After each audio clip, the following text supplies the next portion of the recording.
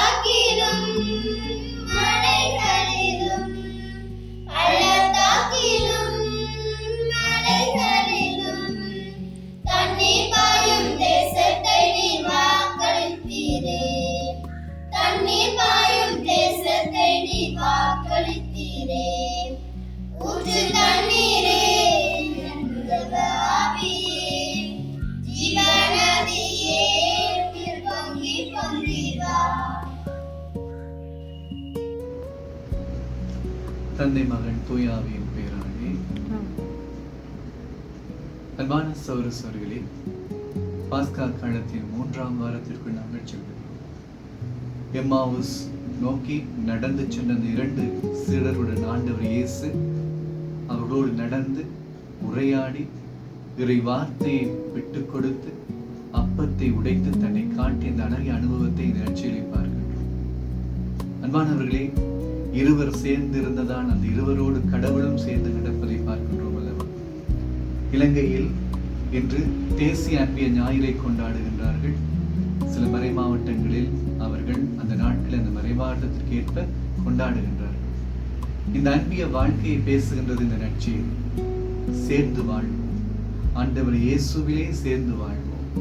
அந்த இயேசுவோடு சேர்ந்து இருக்கின்ற போது வாழ்க்கையின் நம்பிக்கை பிறக்கின்றது. அந்த நம்பிக்கை நிறைந்த வாழ்வை நோக்கி பயணித்தவர்களாக இந்த வழிபாட்டிற்குள் நாங்கள் செல்வோம். வல்லமைமிக்க தகப்பனே இறைவா, பாஸ்கா காலத்தின் 3ஆம் வாரத்தில் காலடி பதித்து நிற்கும் எங்கள் அனைவரையும் முன்காலம் தருகின்றோம். இக்காலத்திலே நிலவும் போக்குவரத்து பிரச்சனை, பொருளாதார இடர்பாடு போன்றவற்றால் அவதியுறும் மக்களை பாதுகாத்து நீரே வழிநடத்திட வேண்டும் என்று இறைவா உம்மை மன்றாடுகின்றோம். நோயற்றவர்களுக்கு அல்ல, நோயுற்றவர்களுக்கே மருத்துவர் தேவை என மொழிந்த அன்பு தெய்வமே இறைவா, இந்நாட்களிலே வீடுகளிலும் வைத்தியசாலைகளிலும் சிறைச்சாலைகளிலும் நோயினால் பிடிக்கப்பட்டு அவதியுறும் மக்களையும் பாதம் தருகின்றோம்.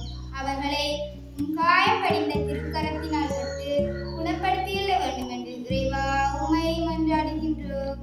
அழைத்தலின் தேவனே இறைவா, உலக மக்கள் உம் பணிதனில் ஆர்வம் கொண்டிடவும் எம்மத்தியில் தேவ அழைத்தல் பெருகிடவும் உம் பணிக்காக அழைக்கப்பட்ட அவர்கள் சிறப்பாக பணிகளை புரிந்திடவும் அவர்களுக்கு உடல் உள்ள ஆன்மீக சுகத்தை அளித்தருளும். ஆமென்.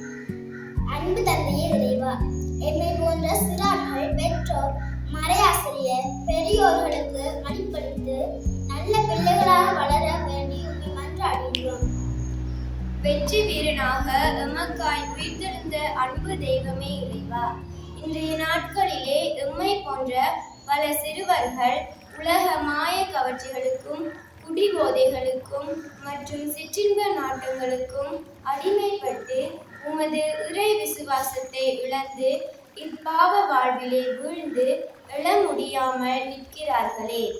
இவர்களை உமது உயிர்ப்பின் அருளின் வழியாக இப்பாவ வாழ்வை விட்டு உமது விசுவாசத்தில் ஊன்றி வாழ்ந்திட வரமருளும். ஆமென்.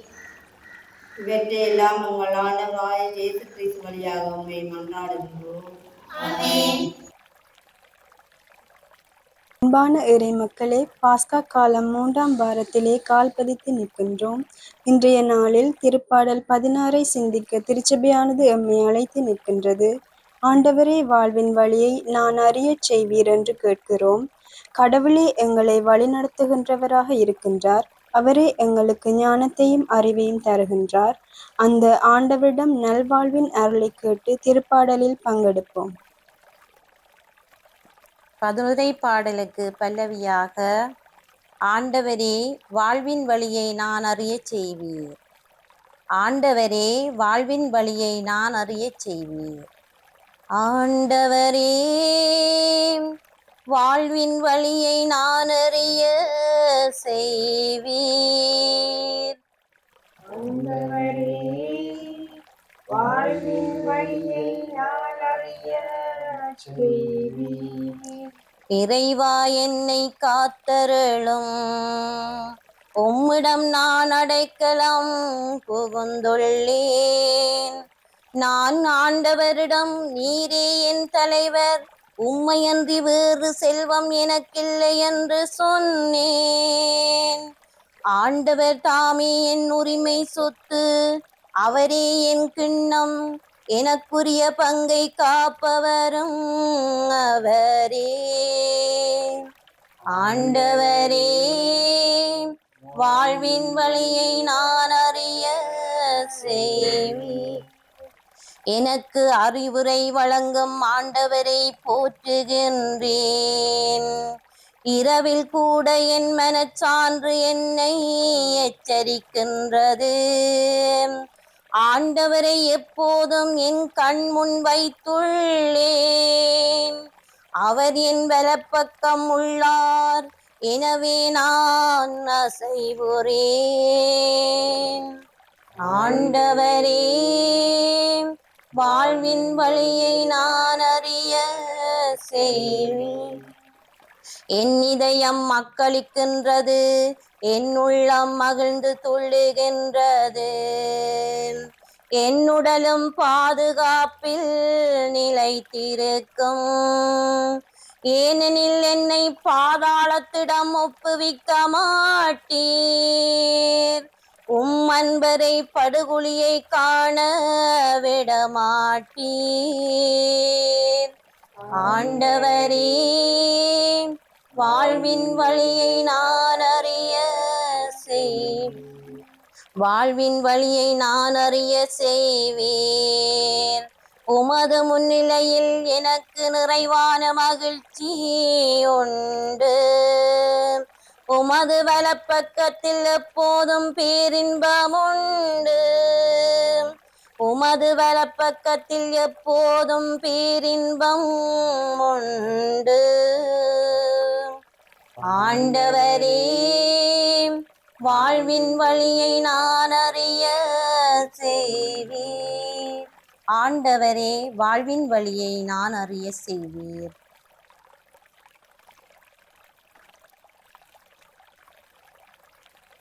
புனித லூக்கா எழுதிய நற்செய்தியிலிருந்து வாசகம். அதிகாரம் 24, இறைவசனங்கள் 13 தொடக்கம் 35 ஈராக. வாரத்தின் முதல் நாள் சீடர்களுள் இருவர் எருசலேமில் இருந்து ஏறத்தாழ 11 கிலோமீட்டர் தொலையிலுள்ள ஓர் ஊருக்கு சென்று கொண்டிருந்தனர்.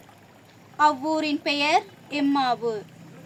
அவர்கள் இந்நிகழ்ச்சிகள் அனைத்தையும் குறித்து ஒருவரோடு ஒருவர் உரையாடி கொண்டே சென்றார்கள். இப்படி அவர்கள் உரையாடி கொண்டும் வினவிக் கொண்டும் சென்றபோது ஜேசு நெருங்கி வந்து அவர்களோடு நடந்து சென்றார்.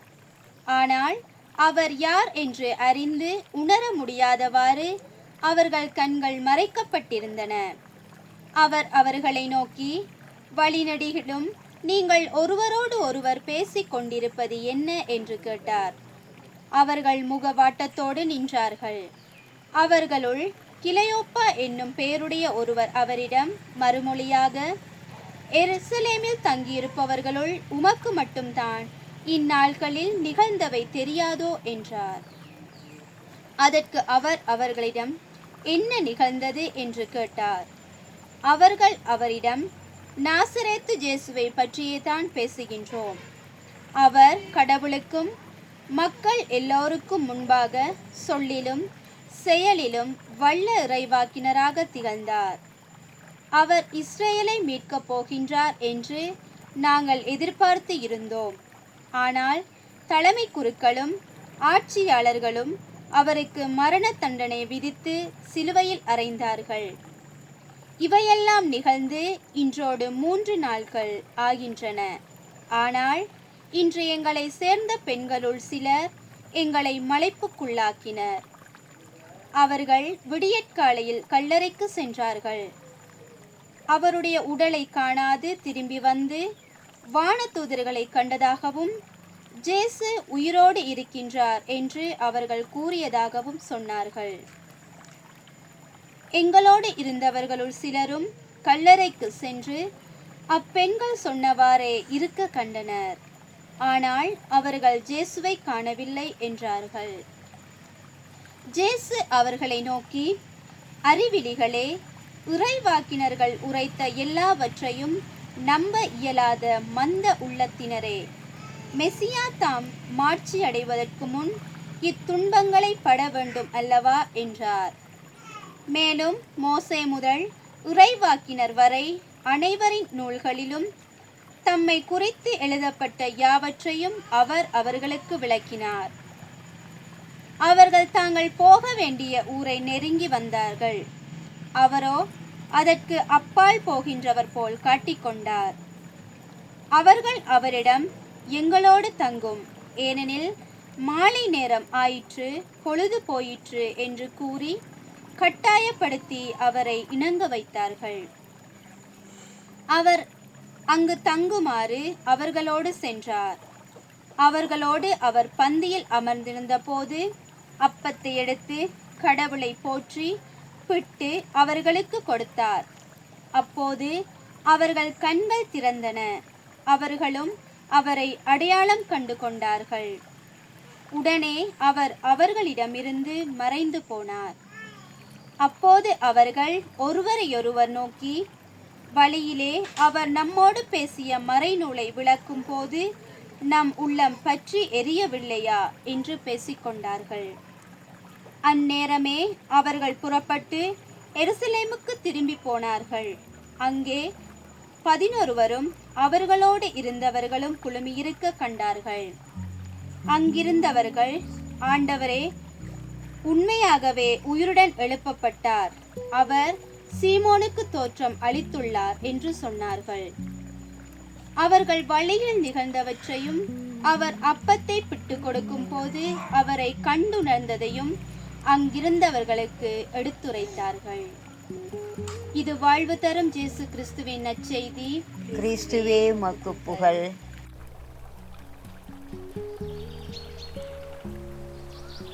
இச்செய்தியில் சீடர்கள் எம்மாவுஸ் நோக்கி பயணத்தை மேற்கொண்ட நேரம் உரையாடிக்கிட்டு போகிறாங்க. இயேசு அவர்கள்ட்ட கேட்குறாங்க, என்ன உரையாடிக்கிட்டு போகிறீங்கன்னு கேட்குறாரு. கேட்க நேரத்தில் அவங்க சொல்கிறாங்க, கிளையப்பா சொல்கிறாரு, உங்களுக்கு மட்டும்தான் தெரியாதா, இயேசுவை தலைமை குருக்களும் ஆட்சியாளர்களும் கொலை செய்துட்டாங்க அப்படின்னு சொல்கிறாங்க.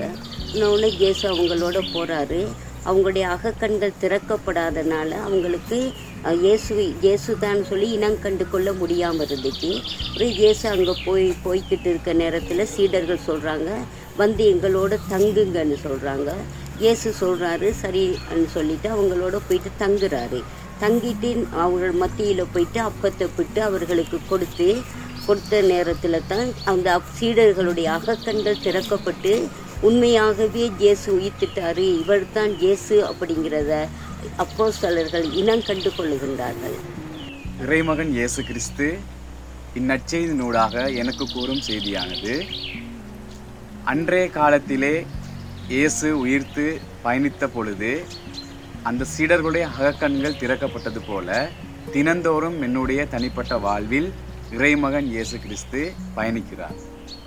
ஆனால் நான் என்னுடைய விசுவாசத்தின் அடிப்படையில் என்னுடைய அகக்கண்களை திறப்பதன் ஊடாக இறைமகன் இயேசு கிறிஸ்துவை இனங்காணக்கூடியதாக இருக்கிறது. ஒவ்வொரு வேளையிலும் ஒவ்வொரு சந்தர்ப்பத்திலும் திருப்பலியில் பங்கு கொள்கிற நேரத்திலும் இயேசு என்னோடு பயணிக்கிறார். அதே போல நான் எடுக்கும் ஒவ்வொரு காரியங்களும் சிறப்பாக செய்வதற்கும் இறைமகன் இயேசு கூடவே துணை நிற்கிறார் என்பதை நான் என் வாழ்விலே உணர்வதில் எவ்வித ஐயமும் இல்லை. ப்பட்ட நற்செய்தியூடாக இயேசுவானவர் எங்களுக்கு கூற வர செய்தி என்னவென்று கேட்டால், எம்மாவு சீடர்கள் கலக்கமுற்று சந்தேகங்களோடும் வேதனைகளோடும் துன்பங்களோடும் நடந்து கொண்டிருக்கின்ற நேரம் இயேசு அவர்களோடு கூடவே போகிறார். ஆனால் அவர்கள் இயேசுவை காணாது விடுகிறார்கள். நாங்களும் அவ்வாறு தான் இன்றைய நாட்களில் துன்பங்கள், வேதனைகள், கண்ணீர்கள் மத்தியில் வாழ்ந்து கொண்டிருக்கும் போது இயேசு எங்களோடு தான் இருக்கிறார். ஆனால் நாங்கள் அறிந்து கொள்ளவில்லை. அடுத்ததாக நாங்கள் பார்க்கும்போது அந்த சீடர்களோடு இறைவார்த்தையினூடாக பேசுகிறார். தேவ வசனத்தோடு அவர்களை பேசும்போது அவர்கள் மனமாற்றம் அடைகிறதே நாங்கள் காண்கின்றோம். அதே போல தான் இன்றைய நாட்களில் நாங்கள் வேதங்களை வாசிக்கிற நேரம் இயேசுவானவர் எங்களோடு பேசுகிறார், எங்களுடைய வாழ்க்கையை மாற்றுகின்றார். அதே போல இயேசுவை அப்பம் பிக்கும் போது தான் இயேசுவை அவர்கள் உணர்ந்து கொள்கிறார்கள். இயேசுவானவர் உயிர் தெளிந்து விட்டார் என்பதை நாங்களும் அவ்வாறு தான் திருப்பலியின் வேளையில் அவரோடு இருந்து அவருடைய உடலை சரீரத்தை உட்கொள்ளும் போது நாங்களும் இயேசுவோடு நெருங்கிய தொடர்புகளை ஏற்படுத்தி கொள்கிறோம். அது மாத்திரமல்லாமல் அன்றைய நாட்களில் இயேசுவை அவர்கள் கண்டு மற்றவர்களிடம் சாட்சியம் பகிர்ந்து கொள்கிறார்கள். அவ்வாறே இந்த நாட்களில் நாங்களும் இயேசுவை உணர்ந்தவர்களாக நாம் மாத்திரம் இயேசுவை அறிந்து விடாது மற்றவர்களுக்கும் சாட்சியம் பகிர்ந்து கிறிஸ்தவ வாழ்க்கையில் இயேசு என்னோடு இருக்கிறார், என்னோடு அன்பு செலுத்துகிறார், நான் இயேசுவோடு கூட இருக்கிறேன் என்பதை நாங்கள் அறிந்து கொள்ளக்கூடியதாக இன்றைய நற்செய்தி வாசகமானது அமைகின்றது. நேற்றும் என்றும் என்று மாறாத தெய்வமே இறைவா, இந்த நாளுக்காக உமக்கு நன்றி கூறுகின்றோம். இன்றைய நாள் முழுவதும் எங்களுடன் இருந்து எங்களை கரம் பிடித்து வழிநடத்தி வருகின்ற சிறுபைக்காக உமக்கு நன்றி கூறுகிறோம். நீரம் மீது அளவுக்கு அன்பை உணர முடியாமல் எங்கள் பாவத்தால் எங்கள் கண்கள் மறைக்கப்பட்டிருந்த தருணங்களுக்காக இந்த தேவனையோடு மனம் வந்திருக்கின்றோம். உமது ஆவியின் கனிகளை எங்கள் நிறைவாக பொழிய வேண்டி மன்றாடுகின்றோம். ஆமீன். மாசில்லாமல் பவித்த தேவ மாதாவே, பாவிகளாயிருக்கிற எங்களுக்காக மன்றாடும். மாசில்லாமல் பவித்த தேவ மாதாவே, பாவிகளாயிருக்கிற எங்களுக்காக மன்றாடும். மாசில்லாமல் பவித்த மாதாவே, பாவிகளாயிருக்கிற எங்களுக்காக மன்றாடும். இந்த வழிபாடு உங்களுக்கு ஒரு நற்செய்தியையும் ஆண்டவரின் ஆசையும் தந்திருக்கும். அந்த ஆசை உங்களோடு இருக்கும். ஆண்டவர் உங்களோடு இருப்பாராக. எல்லாம் வல்ல இறைவன், தந்தை, மகன், தூயாமை உங்கள் அனைவரையும் ஆசீர்வதிப்பாராக.